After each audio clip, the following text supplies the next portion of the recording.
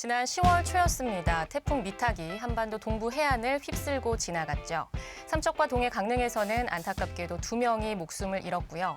932세대 1,681명의 이재민이 발생했습니다. 강원 영동 지방을 중심으로 강한 비가 집중되고 있는 가운데 강릉 지역에는 시간당 50mm 이상씩 폭우가 쏟아지고 있고요.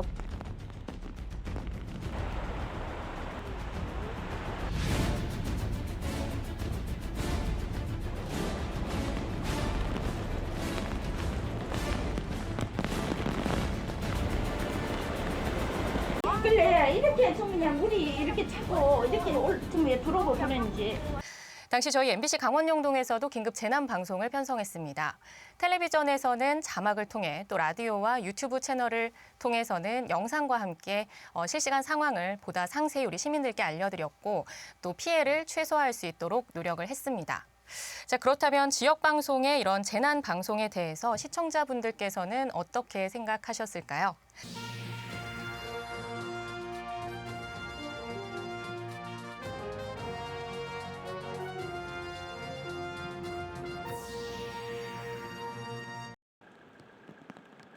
강릉 경포호 주변이 물바다로 변했습니다. 어디가 호수고 어디가 도로인지 분간하기 어려운 모습입니다. 상가에 머물던 주민들은 소방대원들의 도움으로 가까스로 탈출했습니다. 강릉 오죽헌 주변은 비가 거의 그친 오늘 낮까지도 물에 잠긴 상태였습니다. 차 하나도 못 걸어냈어요. 그래서 차가 승용차가 이리로 떠내려가고 뭐 2차도 저 있던 여건이 떠내려간 거예요. 이게. 대피소에서 뜬 눈으로 밤을 새우고 비가 그친 뒤 돌아가 본 집안. 가재 도구가 이리저리 자빠져 뒤죽박죽입니다. 지난밤 삼척의 1시간 최대 강우량은 129mm. 강한 비바람 속에서 주민들은 2층 집과 마을회관 등지로 허둥지둥 대피했습니다. 여기까지 차서 노인네들이 걸어 나오질 못해서 우리가 젊은 청년들이 직접 집에 찾아가서 이렇게 목마하고 이렇게 해서 데리고 나왔습니다. 하늘에 구멍이 난 듯 쏟아진 물폭탄에 2명의 인명 피해가 발생했습니다. 삼척에선 산비탈의 토사가 무너지면서 주택을 덮쳐 70대 할머니가 숨지고 강릉의 태풍이 지나간 당일 10월 3일 뉴스데스크에서는 태풍 미탁으로 인한 피해가 얼마나 컸는지 피해를 종합하는 내용의 뉴스가 방송됐는데요. 피해가 컸던 강릉과 삼척의 상황을 생생하게 잘 전달해 주었다는 의견이 많았습니다. 특히 강릉 경포호수 주변이 침수된 상황, 오죽헌 인근 도로 모습을 비롯해 대피소로 대피했던 주민들, 물에 잠겨 쓸모없게 된 가재도구 모습 등 보도에서 현장감을 느낄 수 있어 좋았다는 의견 적어주셨네요. 이틀 동안 영동 지역에 내린 비는 삼척의 피해 현장은 산사태로 토사가 무너지면서 인명피해가 났던 집의 모습, 인근 주민 인터뷰 등이 생생하게 담겼고 안타까운 상황을 여과 없이 잘 보도해줘 피해가 얼마나 크고 심각했는지 느낄 수 있어 좋았다고 합니다. 태풍 미탁이 휩쓸고 간 삼척시 원더급 갈람리 신남마을. 물폭탄에 마을 뒷산의 토사가 흘러내려 집들과 차량들이 파묻혔습니다. 마을 곳곳에서는 복구 작업이 한창이지만 좀처럼 엄두가 나지 않습니다. 더 큰 문제는 주민들의 생계수단인 어업 행위를 할 수 없다는 겁니다.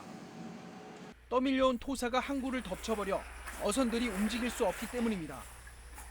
이처럼 항내 바다에 서 있을 정도로 막대한 양의 흙이 10월 8일 뉴스데스크에서는 삼척 원더급 갈라망과 초곡항에 산사태로 밀려온 토사가 쌓여 조업에 큰 차질이 생겼다는 뉴스가 방송됐는데요. 하지만 취재기자가 서 있는 곳에 몇 척을 제외하면 정박돼 있는 대부분의 선박이 흘수선 이상 잠겨 있어 전체 어민의 피해가 있는 것으로 보기는 어려운 것 아니냐는 의견이 있었습니다. 재난으로 인해 어려운 상황이 생긴 것은 틀림없지만 정확한 피해 조사를 통해 복구와 보상이 이루어져야 한다며 자칫 과장 보도로 비춰질 수 있어 아쉬웠다는 분도 계시네요.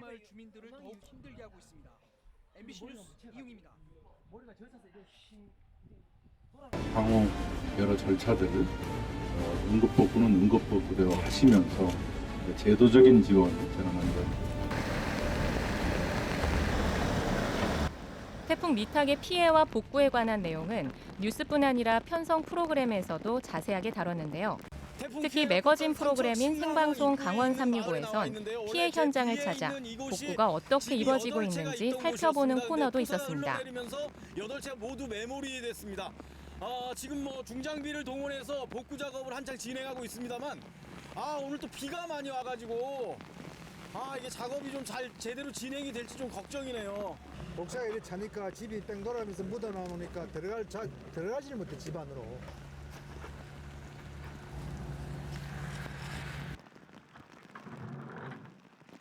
부표를 띄워놨는데 다 떠내려왔습니다. 바다에 있던 부표가 여기까지 온 거예요, 그러면? 예.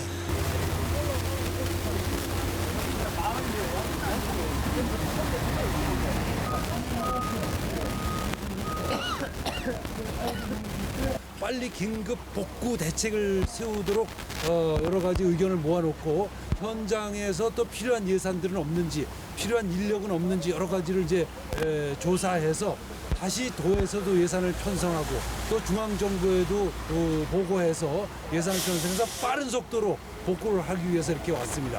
여기 요까지만 쳤어요. 어머님은 집에 피해 안 입으셨어요? 피해로 왜 안 입어요? 기가 차지. 비가 피해 안 입고 와리 와서 이래 살겠어. 봉사하러 댕기지. 우리 집도 말도 못해요. 자식들이 사남매가 다 내려와가지고 지금 저래 청소를 하고 저래 놓고 있는데 해간에 저 애가 거처하려 저 일 물어 이 살면 저를 어떻게 댕겨요. 그래 부장이가 물는 거를. 시청자분들께선 우선 모두가 관심을 가져야 하는 일인 만큼 많은 관심과 시간을 할애해 방송해 주어 좋았다는 의견이 많았습니다.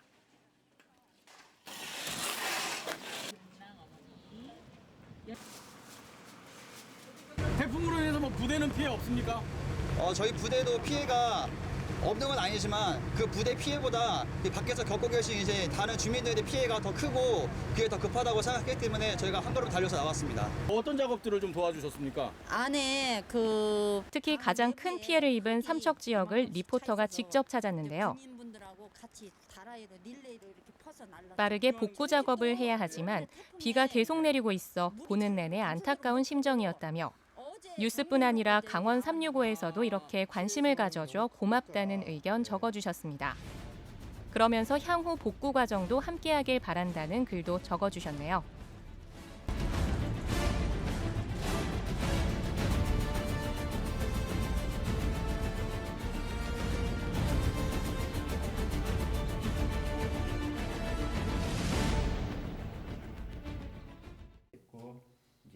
태풍 미탁의 재난방송에 대해선 시청자위원회에서도 자세하게 다뤘는데요. 시청자위원들은 어떻게 평가했는지 시청자위원회 회의 현장으로 찾아가 직접 들어보도록 하죠. 이렇게 어느 정도는 많이 복구가 돼서 자기 생활도 하실 수 있는데 크게 피해 보신 분들은 아직까지 집에 또 못 들어가고 계신다고 하더라고요. 끊임없이 관심을 가져줘야 되지 않을까 싶어서 방송에서도 또 관심을 가져주셨으면 하는 바람이 있습니다. 또 하나는 삼척 지역에 이렇게 삼척에 대한 방영분이 참 적은 것 같다는 삼척 시민의 관심이 조금 적었다고 주변에서 얘기를 하더라고요. 삼척에 대한 방송이 없어요. 칠봉국도도 보면 여러 부분 많이 있는데 강릉도 많이 나오고 여러 군데 많은데 저희는 삼척 사람으로서 조금 그런 부분에서 아쉬움이 있습니다. 저희가 어쨌든 요즘에 이게 방통위에서도 재난 방송에 대해서는 정말 강조를 하고 있어서 저희들도 이제 상당히 이제 열심히 좀 하려고 하고 있는데 미탁 그날 10월 9일에 저희가 강원 365에서 미탁 관련해서 이제 두 개의 아이템이 됐습니다. 이제 하나는 이제 피해지 다뤘고 하나는 이제 그 봉사자들 이야기를 다뤘었는데 사실은 그렇게 하면서 참 부족하다는 생각들이 들었습니다. 그래서 특히 재난이 있을 때는 저희가 더 집중을 해야 되는데 그때 노력을 하긴 했지만 좀 부족하다는 생각이 들고 향후에 더 이런 일이 있으면 더 열심히 하도록 하겠습니다.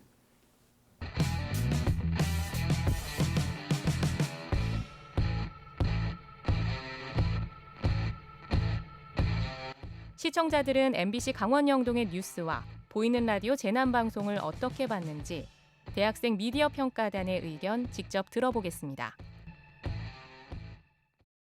태풍 통과 시 강원도의 가장 위험한 시기는 많은 비는 2일 밤부터 3일 오후가 되겠고 강한 바람은 3일 새벽부터 4일 오후가 되겠으니 가설물의 피해 및 각종 안전사고에 철저히 대비하시기 바랍니다. 좋았던 점은 태풍의 자세한 정보나 진행 상황을 좀 더 전문적으로 그리고 빠르게 알 수 있어서 그게 제일 좋았던 것 같습니다. 아쉬운 점은 뉴스라는 것이 긴급한 상황을 속보로 전달해주고 시민들이 대비할 수 있는 상황을 전달해주는 것이라고 생각을 하는데 이번 태풍 미탁에서는 그런 것 같지 못해서 많이 아쉬웠습니다. 그래서 앞으로는 뉴스에서 긴급한 상황일수록 더 빠르게 얘기를 해주면 좋겠다고 생각을 합니다. 물에 잠겼던 집안 곳곳에서 자원봉사자들이 연신 물청소를 합니다. 끝없이 나오는 흙탕물을 쓸고 닦고 물에 녹은 연탄은 삽으로 퍼내느라 땀이 셉니다. 자원봉사자들의 도움으로 겨우 정리를 시작했지만 내일 또 비가 온다는 소식에 마음이 급합니다. 오늘 다 할 것 같이 안에 또 물로 갖다 씻어내놔야지. 아이고 저래 해주니까 그래 기분이 좀 나지. 뻘밭이 된 마당을 치우는 일도 자원봉사자들의 몫입니다. 일손이 너무나 귀한 곳에 먼 길을 달려온 자원봉사자들도 있습니다. 바라는 점은 태풍이 오기 전에도 이미 몇 번의 문제가 있었다고 했는데 저희 뉴스는 약간 그 피해 복구에만 집중하고 그 근본적인 원인을 해결하는 거랑 어떻게 해결됐는지를 잘 알려주지 못해가지고 그걸 좀 더 다음번에 알려주면은 저희가 좀 더 안심하고 생활할 수 있지 않나 그렇게 생각합니다. 영동 지역은 태풍 경로에 가깝고 지형적 특성으로 비바람의 편차가 매우 클 것으로 보입니다. 오봉저수지가 시간당 5만 9천 톤씩 방류하는 등 저수지들은 수문을 개방하고 태풍에 대비해 수위를 낮추고 있습니다.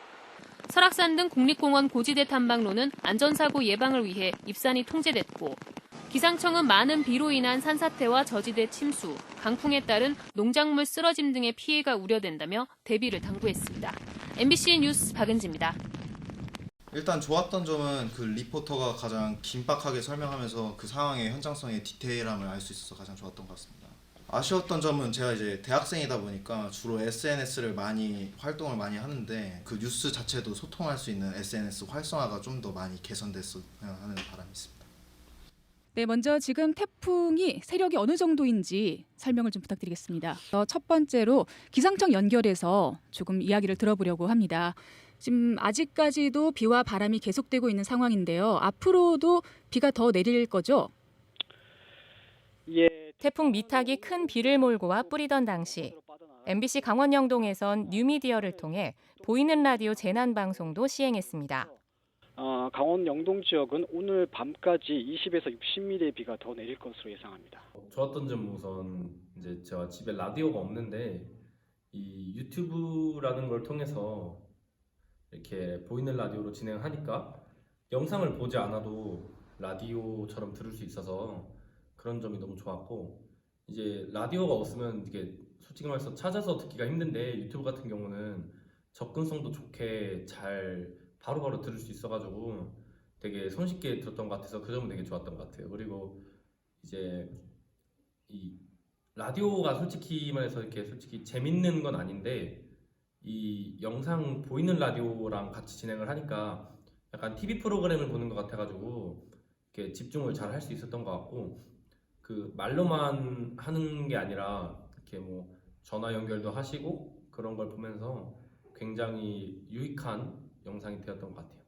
특히 남쪽에서 그 강한 수증기가 유입됨으로써 우리나라 영동 지역에 특히 그 지형적인 특징을 가지고 있는 영동 지역으로 그 남쪽에서 들어오는 그 수증기가 그 산맥에 부딪혀서 많은 비가 특히 영동 중남부 중심으로 많은 비가 왔습니다. 예. 네, 가을 태풍이 올해 벌써 세 번째 왔는데 원래 가을 태풍이 이렇게 피해도 크고 하긴 하지만 올해 좀 유달리 잦은 것 같거든요. 예.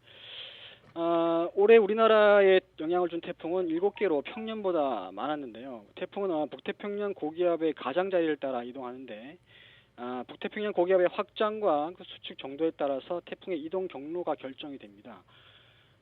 올해 북서태평양에서 18개의 태풍이 발생했는데요. 이 수치는 평년과 비슷합니다만 북태평양 고기압이 10월 초까지 강하게 버티고 있어서 우리나라로 태풍이 이동하는 통로를 만들면서 우리나라에 영향을 준 태풍이 많았습니다. 아쉬운 점은 아무래도 이 자료 화면이 하나도 없어가지고 제가 집중하기가 좀 어려웠어요. 뭐냐면 이게 그냥 일반 듣기만 한 것보다는 좋았는데 자료 화면이 없으니까 이 태풍에 대한 정보를 듣기만 하니까 정확히 경로가 어떻게 되는지 그런 것들은 이해하기가 정말 어렵더라고요. 그래서 그런 부분이 좀 아쉽지 않았나 싶어요. 바라는 점은 이제 그런 자료 화면 같은 거나 아니면 좀 더 이제 그림 같은 거를 삽입해서라도 좀 이렇게 사람들이 이해하기 쉽게 그렇게 영상을 만들었으면 조금 더 나은 영상이 되지 않았을까 싶습니다. 네, 이런 재난 상황에서 지역 방송의 역할이 무엇인지 또 재난 방송이 어떤 면에서 필요한지 말씀 부탁드립니다. 네, 이 재난 방송이라고 하는 게 임의적인 개념이 아니에요. 이게 이제 방송법과 관련된 방송통신 발전 특별법에 이 방송 사업자들은 재난 방송을 해야 한다라고 하는 법적 개념으로 규정이 돼 있거든요. 그런데 국가가 왜 방송 사업자들한테 재난 방송을 하라고 법적으로 의무를 부과했느냐 하면 무엇보다도 중요한 것이 이 재난 상황에서는 많은 국민들의 생명이나 신체 그리고 재산상의 위험이 발생하기 때문에 그 위험으로부터 안전하게 보호하고자 이런 재난 방송을 하도록 하고 있다라고 이제 먼저 재난 방송의 목적 이런 걸 말씀을 드릴 수가 있고요.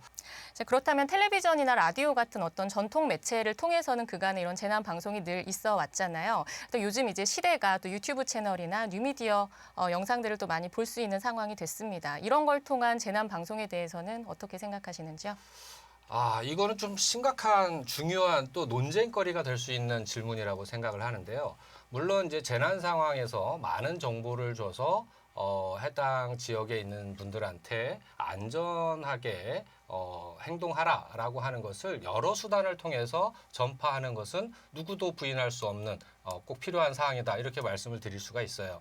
그런데 이제 문제는 아까 말씀하실 때 최근의 재난 상황에서 MBC 강원 영동의 경우에도 이 TV 경우에는 이제 자막을 통해서 그리고 라디오 또 유튜브를 통해서 재난 방송을 했다라고 말씀을 하셨는데 이게 법적으로는 좀 문제가 있어요. TV 방송의 경우에는 특히 지상파 방송의 경우에는 자막 방송이 아니라 실제 재난 상황을 말하자면 뭐 생중계식으로 거의 실시간 방송을 하라라고 돼 있고 위성 방송 사업자 등에 대해서는 재난 방송을 자막 방송의 형태로 해도 된다라고 규정이 돼 있어요. 근데 지상파 방송사가 뉴스 동영상을 포함한 정보를 제공하는 게 아니라 자막 방송만 제공했다. 그럼 이건 사실은 법상에서 규정한 의무를 위반한 소지가 있다 이렇게 평가를 할 수가 있거든요. 그게 왜 중요하냐면 이 유튜브가 작동을 안 하는 상황이 있어요. 또 케이블 방송이 또 작동을 안 하는 상황이 있어요. 그렇기 때문에 재난 방송의 중심은 지상파 방송에다가 놔둔 거거든요. 그런데 이게 충분한 정보를 공급하지 못하고 있다고 하면 원래 법에서 의도한 목적이 실현되지 못하기 때문에 문제가 좀 심각하다. 하지만 다른 수단을 통해서도 재난방송 정보를 전파하는 것은 뭐 바람직하다.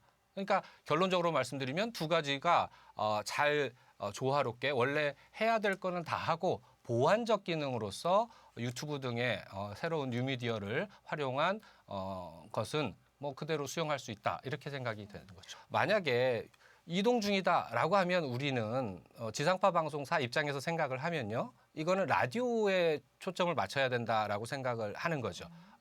왜냐하면 이제 그 일본에서 대지진이 났었어요. 그랬는데 가장 큰 문제가 뭐였냐면 이 통신망들이 다 붕괴가 돼버린 거예요. 그랬더니 지금 말씀하시는 그 대한적 매체 뉴미디어가 작동을 못한 거예요.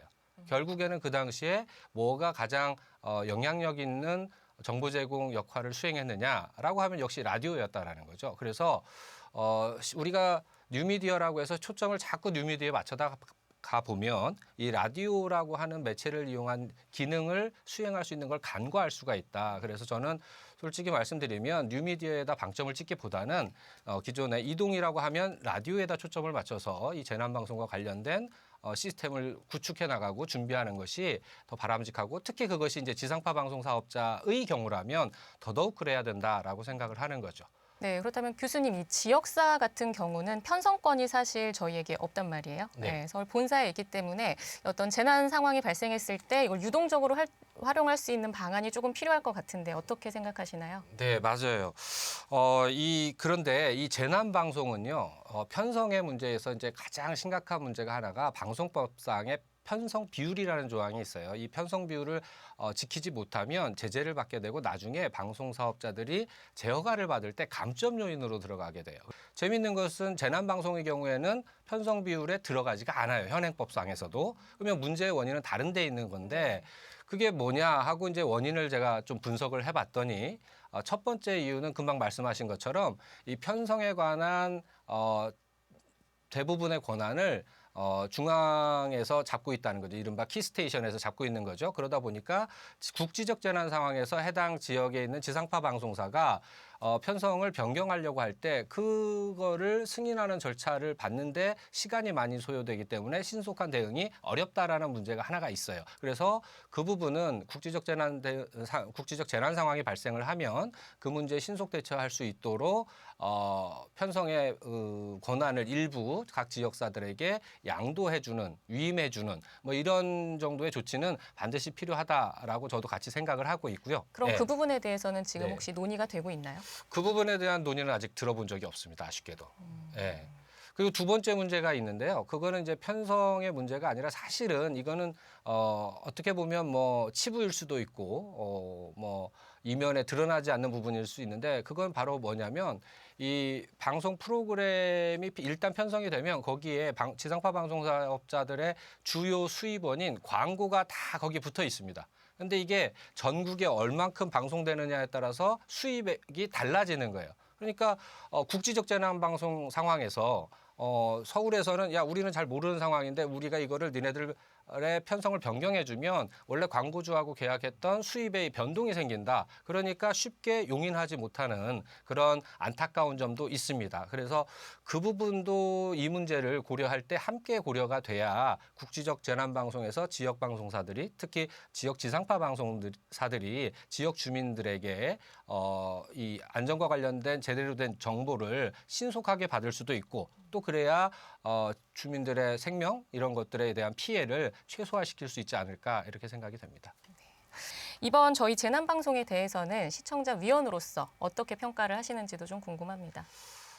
얼마 전에 뭐 강원도 우리 영동 지역에 좀 안 좋은 일이 계속 많이 발생을 했었죠. 뭐 산불부터 시작을 해서 계속 발생을 했는데 그때마다 우리 시청자위원회 회의에서 나오는 목소리가 있습니다. 그거를 이제 제가 대신해서 전달해 드리자면 이런 겁니다. 예컨대 우리 영동 지역에서 삼척이라는 동네에서 화재가 발생을 했다. 근데 이게 대형 인명 피해로 확산될 위험성이 있다라고 하면 다른 영동 지역에 있는 분들은 뭐 그런 일이 있었나 보다 하지만 실제로 대피하고 또 안전을 생각해야 되는 삼척 지역에 있는 주민들은 계속해서 이 상황 정보가 전파돼서 내가 어떤 행동을 해야 될지 이런 거를 이제 판단을 해야 되는데 그런 정보 제공이 미흡했다라는 말씀들을 시청자위원회 회의에서 많이들 하셨어요. 그러다 보니까 제가 이제 부탁드리고 싶은 거는 이런 겁니다. 일단 우리가 국지적 재난방송 상황에서 뭐 편성의 문제점, 아까 말씀드린 이제 광고의 문제점 때문에 독자적으로 재난방송을 편성하지 못하는 상황이다라고 이제 현실적 한계를 일단은 인정하자면 그 상황이라면 적어도 지속적이고 신속한 정보의 제공을 방송 중에 이른바 자막 방송을 통해서라도 계속 제공해 주는 것이 그나마 시청자들에게 재난 방송을 준비하는 지상파 방송사로서의 역할, 기능 이거를 수행하는 최소한의 도리가 아닐까라는 생각을 해봅니다. 네, 오늘 강릉원주대학교 법학과 고민수 교수님 모시고 지역 방송사의 재난 방송에서의 역할에 대해서 같이 말씀 나눴습니다. 오늘 소중한 말씀 고맙습니다, 교수님. 고맙습니다.